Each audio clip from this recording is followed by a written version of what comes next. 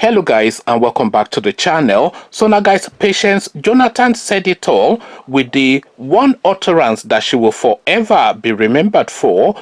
Now only you waka come, there is God oh. So now only you waka come, there is God oh. As guys, I bring you this real reason Ganduje removed Sanusi as Emir. Kwakwanso is the person now opening up in the public space to have his say. So now only you waka come, there is God oh. So there is God though, Ganduje removing Sanusi as the Emir of Kano, but there is God though, the way Sanusi became the Emir of Kano, which was an act against the Goodluck Jonathan regime then, because it was Ado Bayero's son that should have taken that position, and that was the original decision of the kingmakers in Kano then. They had already declared Ado Bayero's son as a successor, and then suddenly within the space of like a couple of days they reversed that decision to then appoint Sanusi as the Emir of Kano. So there is God though, as again, real reason Ganduje removed Sanusi as Emir, a headline attributed to the former governor of Kano State, Kwakwanso. So now let's now see what Malami 1 is saying to Malami 2 regarding Malami 3. Former Kano State Governor Rabiu Kwakwanso has explained that the reason why Governor Abdullahi Ganduje removed Mohammedu Sanusi II as Emir of Kano had nothing to do with ex-president Goodluck Jonathan. Kwakwanso, in a statement signed by his principal private secretary Mohammed Inuwa Ali, said Sanusi was dethroned by Ganduje because of the latter's inferiority complex and not because of Jonathan. So I'm going to pause there for a moment because there is an element within that second paragraph that I entirely agree with, and this was my instinctual response to that thing as well when what is his name, Ganduje originally dethroned Sanusi. My own reading then, my instincts then when he was dethroning Sanusi was that he was doing it out of a sense of inferiority complex.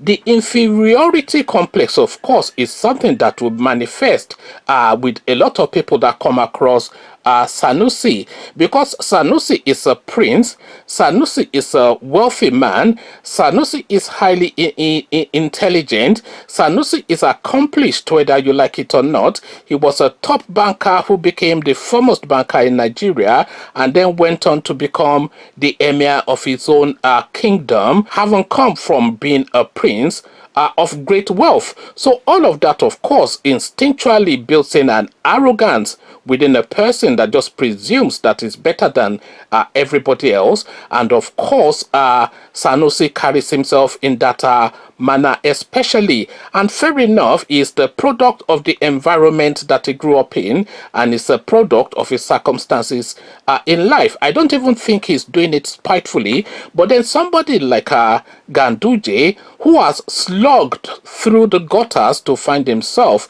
in a position that had only been a distant dream, a fantasy, a fallacy throughout his formative years. So he has evolved through the trenches to become the governor of Kano State, then being in the presence then of the emir, who then just looks down at him and talks down at him, because Sanusi does talk down to Ganduje, make no mistake, and especially in the build-up to his re-election when Ganduje then was running for a second term, Sanusi virtually told the whole of Kano not to vote for Ganduje because, of course, of that dollar pocketing scandal. He completely dismissed him as the wrong sort of element to have in that state, especially given the direction that he, Sanusi, wants to propel that state towards. So there's a simmering resentment there already, which is capped off by a superiority complex on the part of Sanusi and an inferiority complex on the part of Ganduje. So I completely agree with that, but then we take that paragraph again, because I digressed for too long, Kwakwanso, in a statement signed by his principal private secretary Mohammed Inuwa Ali, said Sanusi was dethroned by Ganduje because of the latter's inferiority complex and not because of Jonathan. The former governor added that Ganduje allegedly harbored a pathological hatred for the Kano traditional institution. Kwakwanso said, "We know that Ganduje always feels diminished and inferior in the presence of the emir, and we know that Governor Ganduje harbors a pathological hatred for the Kano traditional institution. That was why he had to dethrone him. We also know that Ganduje was madly obsessed with reversing everything that Senator Kwakwanso did in the state, and we are aware for these reasons Governor Ganduje was set ab initio to destroy the Kano Emirate, and Emir Sanusi II was marked to be the first victim. Let me also put on record that Emir Sanusi II was abducted and illegally dethroned by Governor Ganduje and his cohorts because of the Emir's progressive ideas on various issues that affected the people of the state. Everyone knows that Ganduje's desperation to obtain the $1.8 billion loan and the former emir's criticism of the loan was what fueled the illegal removal of Emir Sanusi II. It had nothing to do with former President Jonathan.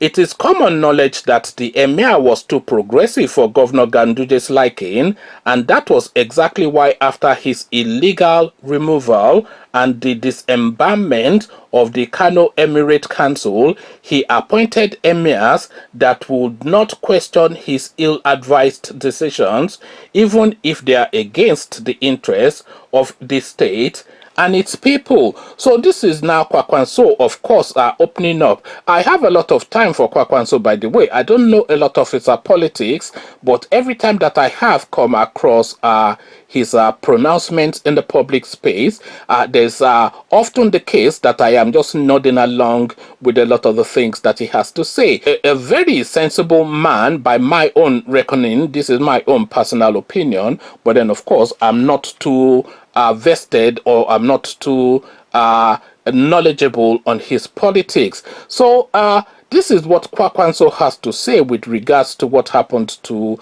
Emir Sanusi II, and a lot of that is a lot of the things that I thought instinctually when Sanusi was removed from the throne. I'm not especially a Sanusi fan, by the way, but then of course I am more a Sanusi person than a Ganduje person, because Ganduje, by the way, is a PhD holder, and in terms of just pure academic achievements, he probably supersedes Sanusi, who I think has a master's but does not have a PhD.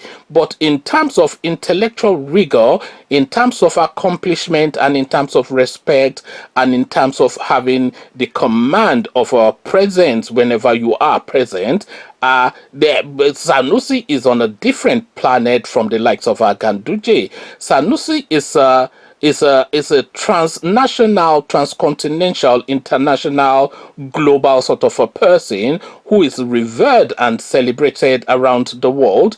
Ganduje is some local champion in Kano State who everybody will remember till kingdom come for that little clip of him pocketing dollars with the sheepish look on his face. So this is now, of course, the thing now, jealousy and envy and an inferiority complex. This, I feel, is what underpins, this, I feel, was what underpinned the move to remove Sanusi as the emir of Kano, because it is a big thing to remove the emir from a stool. So it's the tantamount to removing an Alafin from a palace. I mean, it is just not done. How? What audacity? Who are you? Because in Yoruba land, for instance, an Oba is Alashe Ikeji Orisha.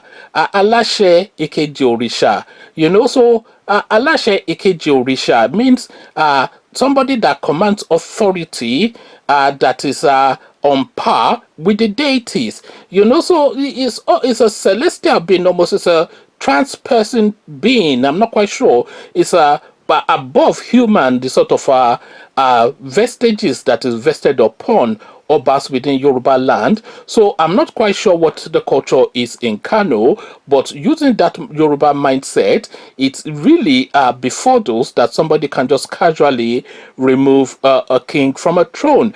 And the Kano Emirate, by the way, is one of the most senior emirates within Nigeria. I think after Sokoto, then it is Kano within the northern region. It's not quite the level of an Oni, but it's certainly the level of an Alaafin. So this is what he has done, and this was propelled, of course, out of that sense of inferiority complex and what Sanusi did to him in the build-up to the re-election, and then, of course, now what Kwakwanso has to say, I entirely agree with. Come share thoughts about all this with me in the comment section. Inferiority complexes are how Kwakwanso has chosen to describe the reasons for Ganduje removing Sanusi as the Emir of Kano. But what is your reading? Come share thoughts. But before you come share those thoughts, click on the red subscribe button so it turns grey. Bell button notifies you every time I drop a new video. Click on like as well because that helps with the YouTube algorithm. Once you've done all the clickings, come join me then in the comment section. Inferiority complex is what Kwakwanso is saying. I am agreeing. What says you? So I'll leave you here. Carry this conversation on with you in the comment section, but here I say peace.